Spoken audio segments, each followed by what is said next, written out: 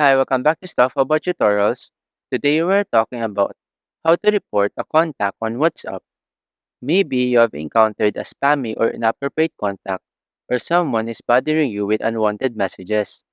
So today I'm going to show you how to report a contact on WhatsApp. Check video description and I will try to leave the written instructions. So let's start. First, open your WhatsApp application and log in to your account.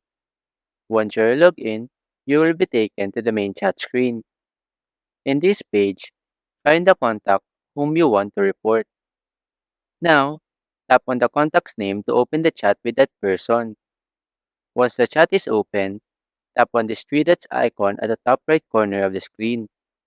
A menu will appear, and here, tap on this More option. Now, to report this contact, simply tap on this Report option. A menu will pop up, and here, it says that the last 5 messages from this contact will be forwarded to WhatsApp. Also below, you have the option to block and delete your conversation with this contact. You can disable or enable this option depending on what you prefer. Once you have chosen, tap on this report option. After that, you now have successfully reported the contact on WhatsApp. The WhatsApp team will review your report and take appropriate action if necessary.